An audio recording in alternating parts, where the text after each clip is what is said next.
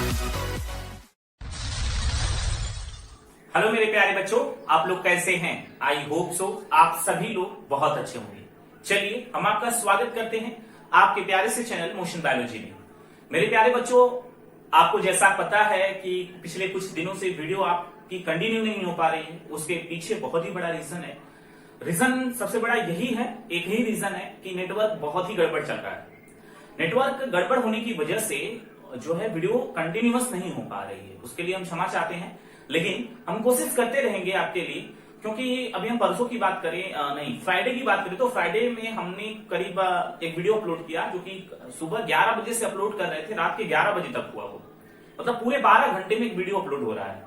तो नेटवर्क बहुत ही ज्यादा गड़बड़ है, बहुत ज्यादा गड़बड़ है। तो अगर वीडियो डिले हो रहा है तो आप प्लीज प्रीवियस जो चैप्टर पढ़ाए गए हैं उसको रिवाइज करते रहिए, अपने अदर सब्जेक्ट पर फोकस कर लीजिए, ठीक है। और जैसे ही नेटवर्क की प्रॉब्लम फिक्स होती है वैसे ही हम आपके लेक्चर को कंटिन्यू कर देंगे।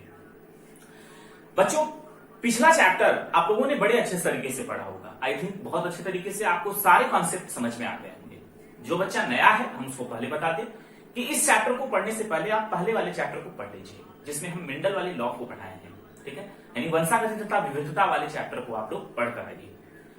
यह यूनिट नंबर इसका जो क्लास 12 है इसका दूसरा यूनिट है, ठीक है। क्लास 12 का दूसरा यूनिट, और उस हिसाब से देखें तो 7वीं यूनिट है, ठीक है। यानी 11th और 12th के बात करें, यानी दोनों को कंबाइन करके देखें तो ये 7वीं यूनिट है, जिस यूनिट का नाम है जेनेटिक्स एंड इवोल्यूशन तथा विकास, है ना। इस यूनिट में हमने पहले चैप्टर को पढ़ लिया है, क्योंकि इसमें 3 यूनिट है, सॉरी 3 चैप्टर है। 3 चैप्टर में हमें 2 ही चैप्टर इस बार पढ़ना है, क्योंकि 30% सिलेबस हमारा रिड्यूस हो गया है। जो लास्ट चैप्टर हमारा विकास है उसको नहीं पढ़ना है इस वर्ष, ठीक है।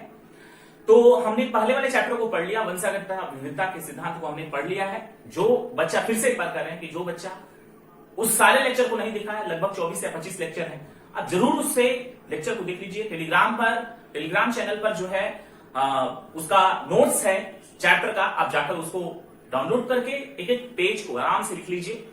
उसके बाद इस चैप्टर को कंटिन्यू करिए। इस चैप्टर का नाम है, यहां पर बोर्ड पर लिखा भी है, वंशागति के आणविक आधार। इसको इंग्लिश में बोलते हैं मॉलिक्यूलर बेसिस ऑफ इनहेरिटेंस, ठीक है। मॉलिक्यूलर बेसिस ऑफ इनहेरिटेंस, और हिंदी में उसका नाम है वंशागति के आणविक आधार। मेरे प्यारे बच्चों, पहले तो ये क्लियर कर देना चाहते हैं कि ये जो चैप्टर है ये बहुत सारे स्टूडेंट को बहुत ज्यादा टफ लगता है। अगर खास करके बात करें तो ये पूरी यूनिट बहुत टफ लगती है। लेकिन अगर आप क्लास 11th में जैव अणु वाला चैप्टर पढ़े होंगे, क्लास 11th में जो है सेल यूनिट में जैव अणु बायोमॉलिक्यूल्स वाला एक चैप्टर होता है, जिसमें हम डीएनए और आरएनए के टॉपिक को पढ़ाते हैं, है ना। उसके बेसिक नॉलेज को पढ़ाया जाता है, वहां पर डीएनए की संरचना को भी पढ़ाया जाता है, जो कि काफी ज्यादा इंपॉर्टेंट भी है। और उसी के बारे में हम इस पूरे चैप्टर में बात करने वाले हैं। अगर आप 11th के चैप्टर को नहीं पढ़े हैं तो थोड़ा सा प्रॉब्लम होगा, बट हम वो प्रॉब्लम होने नहीं देंगे। हम बहुत ही बेसिक से, बहुत ज्यादा बेसिक से, यानी कि कह सकते हैं कि कोई बच्चा अभी तक कुछ भी नहीं पढ़ा हो तो वो भी इस पूरे वीडियो लेक्चर को, यानी कि जो चैप्टर पढ़ा रहे हैं, एक एक करके बड़े ईमानदारी के साथ, कंसंट्रेट माइंड के साथ अगर आप हर एक लेक्चर को देखेंगे, आई गारंटी बच्चों कि ये चैप्टर जितने भी स्टूडेंट को बहुत ज्यादा कठिन लगता है ना, बहुत आसान हो जाएगा। दिस यूनिट एंड इसके अलावा एक और यूनिट है, यानी ये पूरी यूनिट और एक है जो है बायोटेक्नोलॉजी। ये दोनों यूनिट मेरी फेवरेट है, और आपको पता है कि जो चीज फेवरेट होती है उसको कितने अच्छे तरीके से किया जाता है ना। तो बच्चों, आपको चिंता करने की आवश्यकता नहीं है, क्योंकि आप हमारे साथ जुड़े हैं, और हमेशा जुड़े रहिए, क्योंकि हम आपको रटाएंगे नहीं कॉन्सेप्ट, एक एक कॉन्सेप्ट को सिखाएंगे। आज की क्लास जो है इंट्रोडक्शन एंड बहुत ही महत्वपूर्ण है। बोर्ड पर आप लोग देख रहे होंगे बहुत सारी चीजें लिखी पड़ी हैं, चिंता मत करिए, हम एक एक को समझाते हैं, लेकिन पहले आपसे हम बात कर लेते हैं। बात ये करनी है बच्चों कि ये चैप्टर अगर कठिन बच्चों को लगता है तो वाकई में कुछ पावर होगी इस चैप्टर में, और रियलिटी भी ये है कि है पावर इसमें, ठीक है। रियलिटी ये है कि पावर है इस चैप्टर में, बहुत ज्यादा है। अगर आपका क्लासरूम, अगर लेक्चर क्लास में से 1 मिनट के लिए ही दिमाग इधर उधर भटका, कहीं कहीं पर 1-1 मिनट बहुत इंपॉर्टेंट है, और एक एक मिनट आपका इधर उधर कहीं भटका ना, तो आप पूरी क्लास को मिस कर जाएंगे। मे बी अगर ऐसी जगह पर अगर आप प्रॉब्लम क्रिएट किए, आपने कंसंट्रेट को नहीं बना पाए, तो शायद पूरा चैप्टर आपके माइंड से स्किप हो जाएगा। मतलब चैप्टर तो बहुत आसान है, कॉन्सेप्चुअल है, कॉन्सेप्ट भर भर के है और हमेशा कॉन्सेप्ट लगेगा हर एक जगह पर। तो प्लीज, अभी तक आप लोग जो समझते थे कि बायोलॉजी बहुत आसान है, तो अब हम ऐसे चैप्टर में जंप कर गए हैं बच्चों, जहां पर हर एक जगह पर हमें दिमाग लगाना पड़ेगा, और अगर दिमाग नहीं लगा तो काम खत्म हो जाएगा। ये चैप्टर एग्जाम के पॉइंट ऑफ व्यू से तो इंपॉर्टेंट है, लेकिन जो स्टूडेंट, जो बच्चे मेडिकल एग्जाम यानी नीट जैसे एग्जाम की प्रिपरेशन कर रहे हैं, उनके लिए ये चैप्टर बहुत ही ज्यादा महत्वपूर्ण हो जाता है। ये पूरे जो 3 चैप्टर है इस यूनिट में, डायरेक्टली यहां से लगभग 15 से 17 नंबर के 17 क्वेश्चन आते हैं, और एक क्वेश्चन 4 नंबर का होता है। अगर 15 भी आए तो 60 नंबर के क्वेश्चन आते हैं। अपने आप में एक बड़ा नंबर है ये। तो हम पूरी कोशिश करेंगे आपको बहुत अच्छे तरीके से समझाने की, और हमारी अगर कोशिश 10% भी रही, हम तो अपनी 100% देंगे, बट अगर हमारी तरफ से 10% आप गेन किए, लेकिन आपको अपना 100% लगाना पड़ेगा। आपको अपना 100% किसी काम में, यानी कि जो हम पढ़ाने जा रहे हैं चैप्टर को, इसमें 100% लगाना पड़ेगा। और अगर आप इस चैप्टर में 100% अपने माइंड्स को कंसंट्रेट कर दिए ना, उस दिन से आपकी बायोलॉजी बहुत आसान हो जाएगी, यानी आपके लिए बहुत आसान हो जाएगी। कुछ बच्चे कहेंगे, वाह सर जी तो बड़ा डरा रहे हैं। डरा नहीं रहे बच्चों, आपको आगाह कर रहे हैं, आपको समझा रहे हैं, आपको बता रहे हैं कि रास्ता कैसा है। याद है ना पिछला मोटिवेशनल वीडियो, जिसमें हमने आपको बताया था कि हम तो केवल रास्ता दिखाने का काम करेंगे, रास्ते पे चलने का काम आपका है। तो वही है बच्चों कि हम जो है केवल बता रहे हैं कि इस चैप्टर में ये हो सकता है, और इस पूरे चैप्टर में हम लोग बहुत इंपॉर्टेंट और बहुत अमेजिंग फैक्ट्स को भी पढ़ने वाले हैं। मजा आएगा पढ़ने में, एंजॉय में, पूरे चैप्टर में एंजॉय करेंगे हम, बहुत अच्छा लगेगा क्लास। पिछले चैप्टर में बहुत सारे बच्चे इस बात को जान ही चुके हैं कि कॉन्सेप्ट तो लग ही रहा है। अरे जब क्रॉस करा रहे थे, पता है ना, बहुत सारे बच्चों के तो माइंड से स्किप कर गया होगा। अगर कर गया हो तो वीडियो फिर से देख लीजिएगा, उसमें भी दिमाग लग रहा था। दिमाग तो यहां पर भी लगेगा, अच्छा खासा, बहुत अच्छा खासा लगेगा, चिंता मत करिए आप। प्रीवियस वीडियो में आपको पता है कि हम लोगों ने बताया था कि कोई भी जीव अपने जैसे बच्चे को जन्म दे सकता है। वो पॉसिबल कैसे हुआ? वो पॉसिबल कैसे हुआ बताइए? जैसे कि आम का पेड़ है तो आम ही उससे हो रहा है, थोड़ा सा डिफरेंस है उससे। इंसान का बच्चा इंसान ही हो रहा है, जन्म ले रहा है, तो वो अपने माता पिता से थोड़ा सा डिफरेंस है, थोड़ी सी वेरिएशन है। विभिन्नता वाले टॉपिक को पढ़े हैं, और उसका सारा का सारा श्रेय जो हम बता रहे थे किसको गया था? जीन को गया था, है ना। जो जीन अपने आप को एक्सप्रेस कर देता है वो सो ऑन होने लगता है, मतलब कि कोई लक्षण प्रकट हो जाता है किसी भी जीव में। तो हम इतने सारे डिफरेंट डाइवर्सिटी अपने अराउंड देखते हैं, मतलब हम अपने चारों तरफ बहुत ही ज्यादा संख्या में विविधता जो देखते हैं, वो विविधता हमें किसके कारण मिलती है? तो ये चैप्टर 2-3 चैप्टर का लिंक है, जिसमें हम रिप्रोडक्शन वाले चैप्टर को भी लिंक करेंगे, आपका जो पिछला चैप्टर पढ़े उसको भी लिंक करेंगे। उसके बाद एक कंबाइंड बहुत ही अच्छा मजेदार कॉन्सेप्ट बनता है। पहले तो ये कि अगर आप क्लास 11th में पढ़े हैं तो आप लोगों ने डीएनए के बारे में तो जरूर सुना ही होगा, डीएनए आरएनए के बारे में सुना होगा, है ना बच्चों। अगर उसके बारे में हम अच्छे तरीके से पढ़ने की बात करें तो इस चैप्टर में पढ़ने वाले हैं, हर एक पॉइंट के बारे में पढ़ने वाले हैं। पहले तो ये बता दें कि इस पूरे चैप्टर में पढ़ना क्या क्या है। पहले हमें इस चैप्टर में डीएनए की संरचना पढ़नी है, डीएनए के छोटे छोटे आणविक लेवल तक, यानी किस प्रकार से डीएनए का निर्माण होता है, किसने डीएनए की डिस्कवरी किया, और उसके बाद डीएनए किस प्रकार से रेप्लिकेट करता है, डीएनए हमारे सेल के अंदर कैसे रहता है, मतलब सेल के अंदर किस कहां रहता है, और उसके साथ ही चलिए कुछ क्वेश्चन पूछ लेते हैं। आ गया तो यहीं पर क्वेश्चन आप हमें बताएंगे कि एक यूकैरियोटिक सेल है और उस सेल में डीएनए कहां कहां पर उपस्थित रहता है ना, डीएनए कहां कहां पर उपस्थित रहता है, उसके नाम लिखना है आपको। कमेंट बॉक्स में उसका नाम लिखिए। चलिए हम आपको थोड़ा सा क्लू दे देते हैं। 3 जगह उपस्थित होता है, उस तीनों जगह का नाम लिखना है आप लोगों को कि डीएनए कहां कहां पर प्रेजेंस करता है। ठीक है, ये एक क्वेश्चन है, आप इसका आंसर कमेंट बॉक्स में जरूर दीजिएगा और हम कमेंट बॉक्स आपका जरूर देखते हैं और आपके कमेंट को लाइक भी करते हैं, आपका नाम भी अनाउंस करते हैं। अच्छा लगता है आप लोग अगर कमेंट करते हैं तो बच्चों हम बात ही कर रहे थे कि डीएनए, हाँ चैप्टर का ओवरव्यू देख रहे थे। उसके बाद हम देखेंगे डीएनए की डिस्कवरी किस प्रकार से हुई। बहुत खतरनाक डिस्कवरी है, इतनी डेंजरस डिस्कवरी, या कह सकते हैं इतना समय लगा डीएनए को खोजने में, उतना समय किसी भी अन्य हमें लगता है कि एक्सपेरिमेंट में नहीं लगा होगा। हमें नहीं कह रहे हैं कि नहीं लगा, मे भी हो सकता है नहीं लगा हो, लेकिन डीएनए को खोजने में बहुत समय लगा। उसके बाद हम समझेंगे ह्यूमन जीनोम प्रोजेक्ट के बारे में, जो कि आज के इतिहास में भी बायोलॉजी में इतना बड़ा प्रोजेक्ट कभी नहीं हुआ। बहुत पैसा लगाया गया, बहुत ज्यादा पैसा लगाया गया और बहुत पैसा भी लगाया गया, साथ में टाइम भी लगा, और जो इसके इंफॉर्मेशन को लिखा गया है ना, इट्स अमेजिंग, जो अमेजिंग है। यानी एक सेल के अंदर डीएनए है, यानी एक सेल जिसको अपनी नेकेड आई से हम नहीं देख सकते, इतनी छोटी सेल है। अगर यहां पर सेल उड़ रही है तो हम उसको नहीं देख सकते। अगर आपको सेल को देखना हो तो आप एग जानते हैं ना, अंडा देख सकते हैं। अंडा एक सिंगल सेल है, वो भी उसमें गैमेट आधा होगा, हाफ होगा। आपको पता है ना, मियोसिस के बाद, अर्धसूत्री विभाजन के बाद ही एग का निर्माण होता है फीमेल में। तो जो एग होता है, मुर्गी का अंडा देखिएगा आप लोग, वो बिग साइज का होता है, इसलिए एक कोशिका दिख जाती है। हमारे शरीर की कोशिका की बात करें तो हम नहीं देख पाएंगे नेकेड आई से।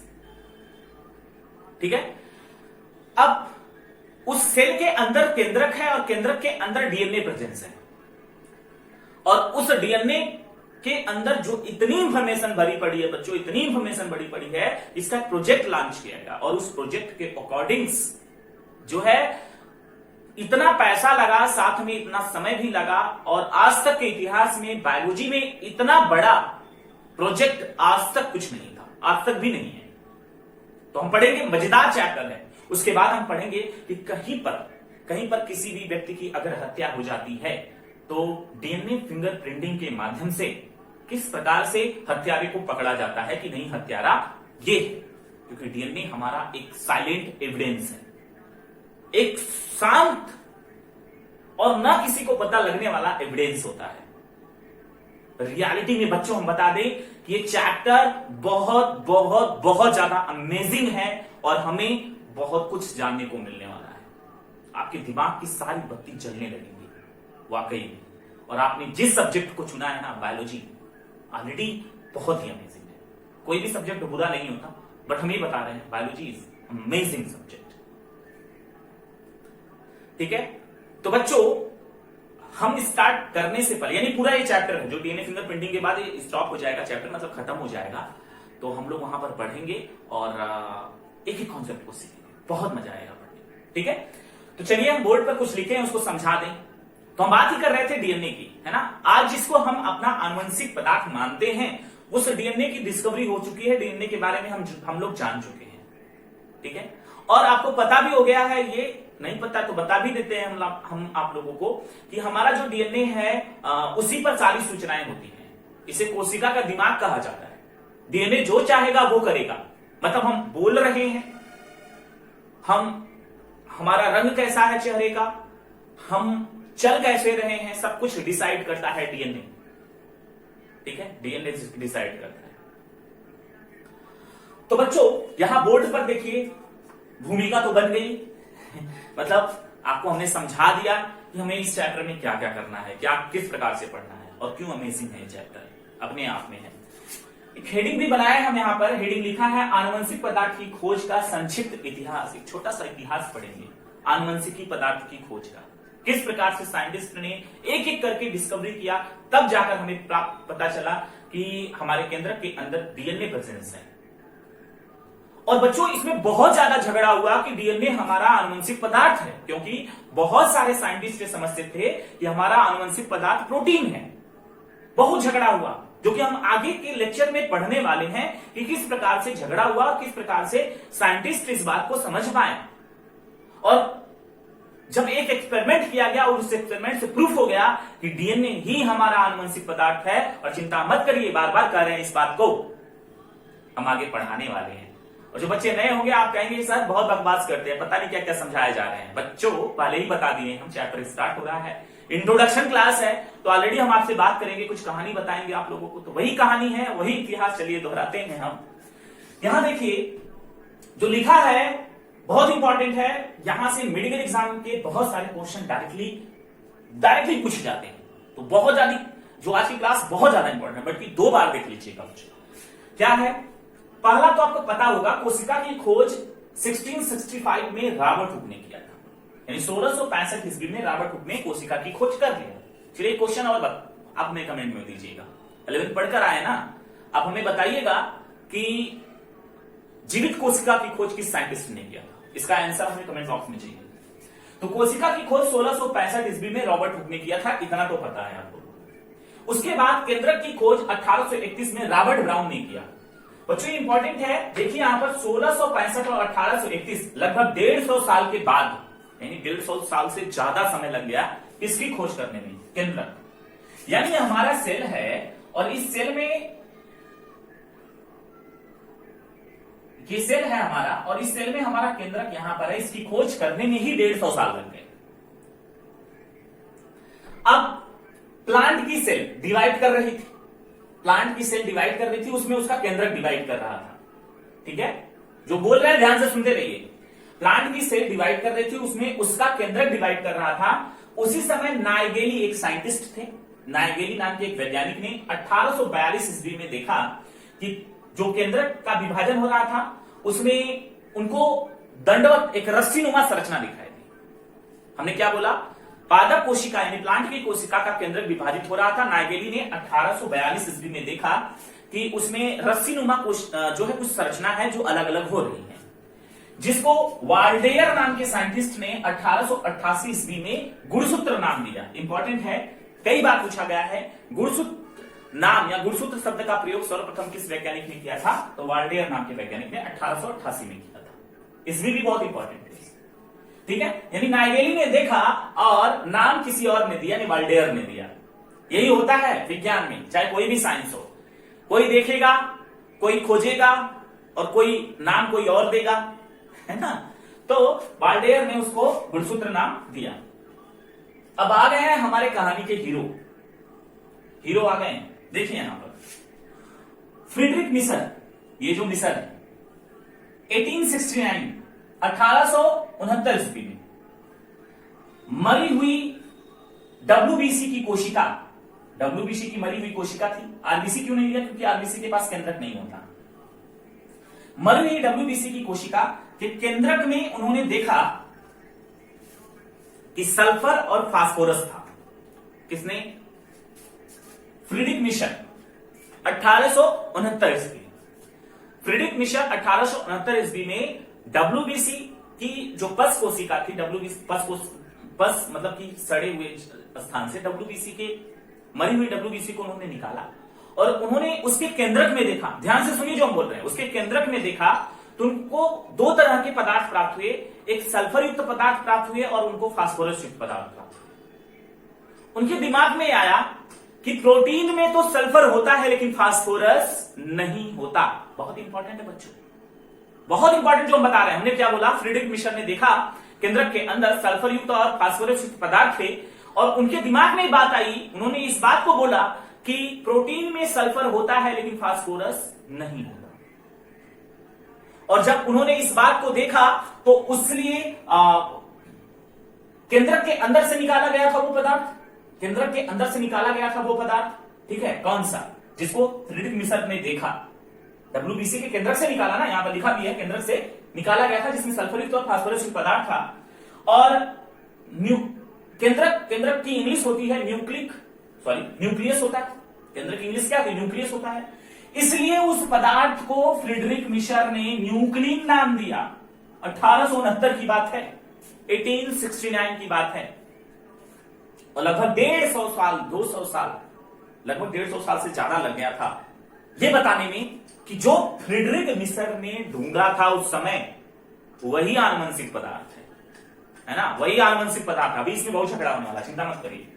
फ्रीडरिक मिशन ने 1869 ईस्वी में डब्ल्यूबीसी के केंद्रक मरी हुई ठीक है, मरी हुई डब्ल्यूबीसी के केंद्रक में से पदार्थ को निकाला, देखा उसमें सल्फर युक्त पदार्थ थे, फास्फोरस युक्त पदार्थ थे, न्यूक्लियस के अंदर से निकाला था, इसलिए उस फास्फोरस युक्त पदार्थ को उन्होंने क्या नाम दे दिया, न्यूक्लिन नाम दे दिया। और उनके दिमाग में एक बात आ गई थी कि प्रोटीन में सल्फर होता है लेकिन फास्फोरस नहीं होता।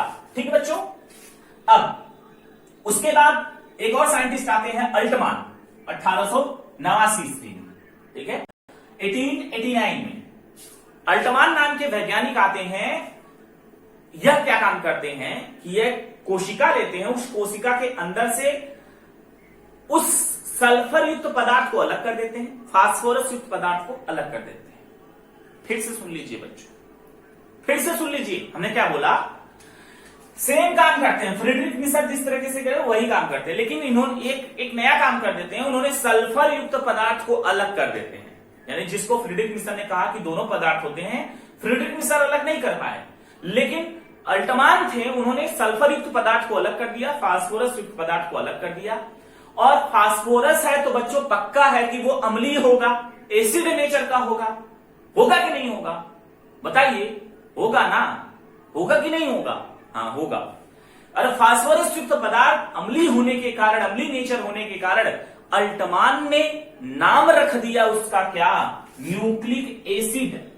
बहुत इंपॉर्टेंट है, न्यूक्लिक एसिड नाम रख दिया। क्या नाम रखा बच्चों? Nucleic acid. ठीक है। और न्यूक्लिक एसिड कौन होता है? डीएनए आरएनए ही न्यूक्लिक एसिड होता है, यानी न्यूक्लिक अम्ल। किसने रखा? अल्टमान ने रखा।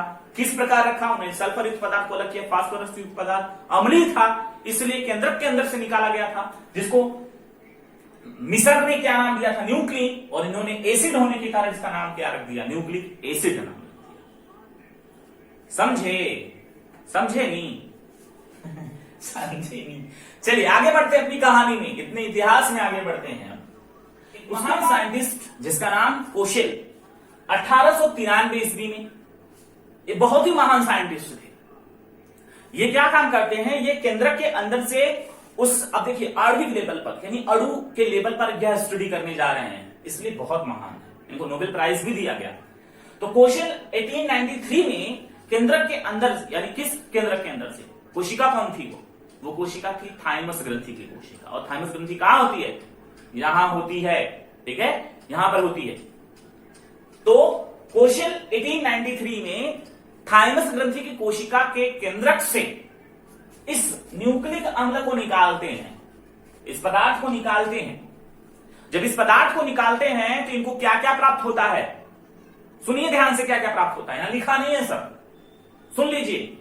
इनको कार्बोहाइड्रेट प्राप्त होता है, इनको फास्फोरस प्राप्त होता है, पता ही है, और उसके बाद इनको 4 प्रकार के नाइट्रोजनी समाचार प्राप्त होते हैं। कहां से? थाइमस ग्रंथि की कोशिका के केंद्रक से 4 प्रकार के नाइट्रोजनी समाचार, नाइट्रोजन युक्त क्षार प्राप्त होते हैं। और वो चार क्षार कौन कौन से होते हैं? ये एडेनिन होता है, थाइमीन होता है, ग्वानिन होता है और साइटोसिन होता है। एडेनिन, थाइमीन, साइटोसिन, ग्वानिन और साइटोसिन। आप कहेंगे सर जी ये बताइए कि आप तो 5 लिखे यहां पर और हमको बता रहे 4 प्रकार के नाइट्रोजनी समाचार। सुनिए, चिंता मत करिएगा। यानी कोशेल 4 प्रकार के नाइट्रोजनी समाचार को थाइमस ग्रंथि में देखते हैं, जिसका नाम क्या है? एडेनिन, थाइमीन, ग्वानिन और साइटोसिन। ठीक है। उसके बाद कुछ वर्षों बाद उन्होंने देखा क्या कि एक ईस्ट की कोशिका है, और उस ईस्ट की कोशिका में उन्होंने देखा कि एक और क्षार मिल रहा है, जिसका नाम क्या है? यूरेसिल है। क्या नाम है उसका? यूरेसिल। यूरेसिल नाम है। तब उन्होंने देखा कि जहां पर यूरेसिल है उस वाले स्थान पर थाइमीन नहीं है। क्या है? जहां यूरेसिल है वहां थाइमीन नहीं है। तो 4 प्रकार हुआ ना, यानी ये टी की जगह पर यू हो जाता है। और 11th में पढ़े तो ठीक है, नहीं पढ़े तो आगे पढ़ाएंगे, चिंता मत करिए। ठीक है।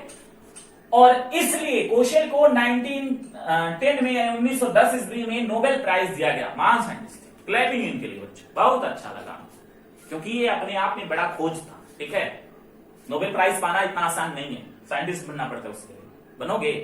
बनोगे साइंटिस्ट, कितने अच्छा बताइए, कितने बच्चे इसमें ऐसे हैं जिसने सोचा है कि हम साइंटिस्ट बनेंगे?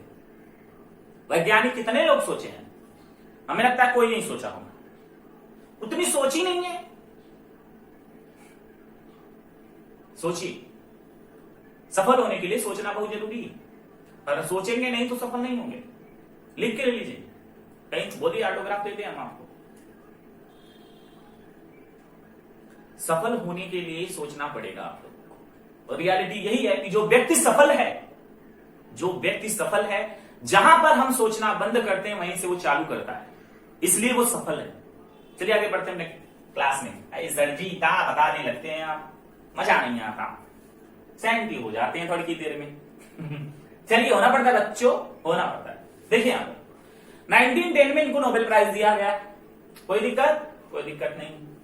अब बात करते हैं लेविन के। लेविन एक और भी महान साइंटिस्ट थे। 1902 में आप कहेंगे सर क्या ये महान नहीं थे? सारे लोग महान थे, सबका कुछ ना कुछ रोल था, और सबसे महान तो हम ही कहेंगे फ्रीडरिक नीशर। बोलिए थे ना। चलिए आगे बढ़ते हैं। लेविन 1902 में इन्होंने कहा कि ईस्ट की जो कोशिका है उसमें जो यूरेसिल जो हमें प्राप्त हो रहा है, जिसको कोसेल ने कहा कि हमें एक यूरेसिल, एक अलग समाचार मिल रहा है, पांचवा क्षार मिल रहा है, किसमें? ईस्ट की कोशिका में। उसका कार्बोहाइड्रेट राइबोज शुगर है। 5 कार्बन वाला राइबोज होता है, 5 कार्बन होगा तो उसको राइबोज बोलते हैं। यानी उन्होंने क्या कहा कि जो उसका कार्बोहाइड्रेट है वो क्या है? राइबोज है। ठीक है, इसने कहा, लेविन ने ईस्ट की कोशिका को देखा। भाई कोसेल ने भी ईस्ट को देखा था, ईस्ट में ही तो कोसेल को यूरेसिल मिला था। थाइमस में तो इनको एटीजीसी ही मिला, लेकिन यू जो मिला, यूरेसिल जो मिला, वो तो ईस्ट में मिला था। लेविन ने उस ईस्ट को उठाया और उन्होंने देखा कि यूरेसिल जो है उसका जो उसके अंदर जो कार्बोहाइड्रेट देखा गया वो राइबोज शुगर था। फिर यही वैज्ञानिक 20 साल बाद 1929 ईस्वी में इन्होंने बताया कि जो केंद्रक के अंदर न्यूक्लिक एसिड है, यानी जो केंद्रक के अंदर पाया जाने वाला न्यूक्लिक एसिड है, उसके कार्बोहाइड्रेट यानी उसके राइबोज में एक ऑक्सीजन कम है। एक ऑक्सीजन क्या है? कम है। और इसलिए उस केंद्रक के अंदर के पदार्थ का जो नाम पड़ा वो क्या पड़ा बच्चों? DNA, D oxy ribo nucleic acid. समझे? थोड़ा बहुत समझे? इतना ये समझ में आ गया ना? इसमें कोई दिक्कत नहीं है। चलो इसको हम इरेज करके ये समझाते हैं, लेविन वाली कहानी। इरेज करें, इसको इरेज कर दे। चलो स्क्रीनशॉट ले लीजिएगा आप लोग, ठीक है?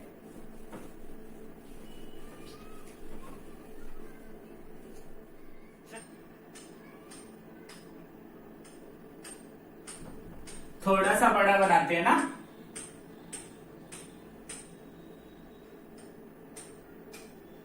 सर जी चलिए, एक कार्बन जो होता है वो यहां पर लगा होता है। यहां भी कार्बन है, यहां भी कार्बन है, यहां भी कार्बन है, यहां भी कार्बन। यहां OH है, यहां पर भी OH है। सॉरी, ऊपर H होगा, सर जी गलत कर रहे हैं आप। यहां पर H है, यहां पर OH है, यहां पर H है, यहां पर OH कर लो कहीं पर। ये समझाएंगे आपको, स्ट्रक्चर एक स्ट्रक्चर समझाएंगे, चिंता मत करिए आपको।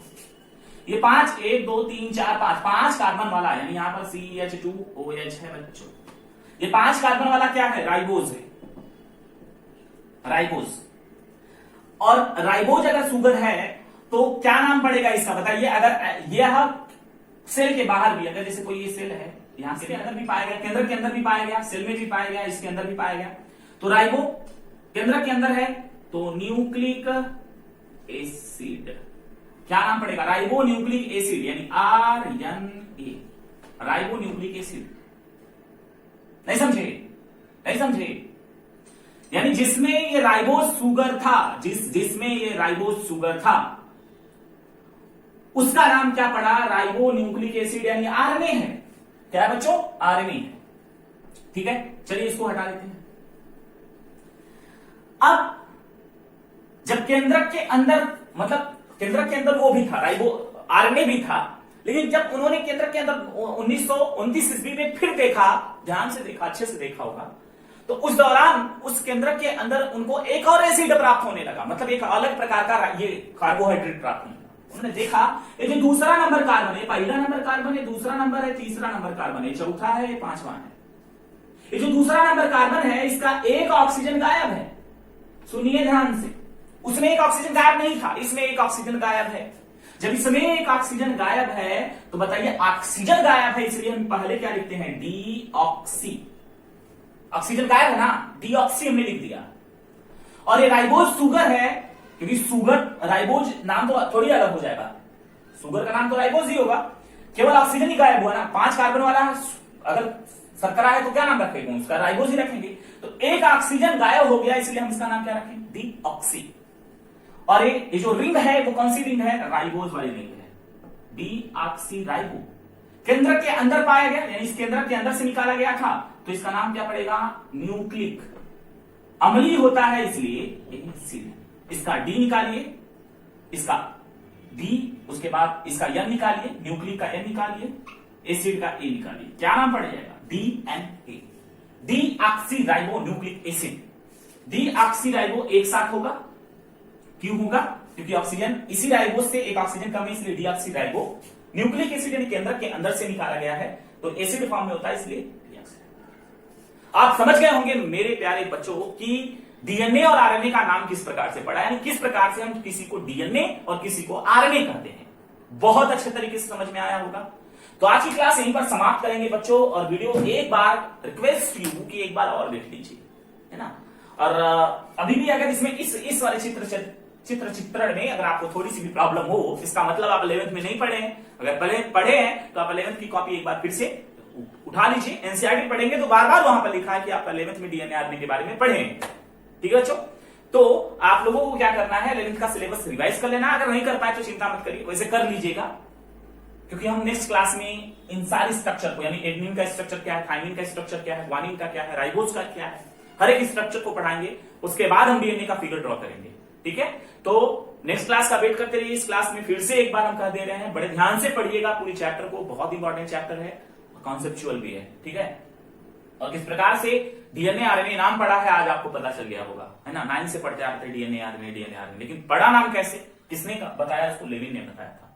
तो आज की क्लास यहीं तक समाप्त करते हैं बच्चों, और चलते हैं, फिर मिलेंगे नेक्स्ट क्लास में। Thank you so much, thanks for watching all of you. और करना क्या है आपको, लाइक शेयर सब्सक्राइब, और जो क्वेश्चन दिए हैं उसका आंसर हमें कमेंट बॉक्स में भेज दीजिएगा। थैंक्स।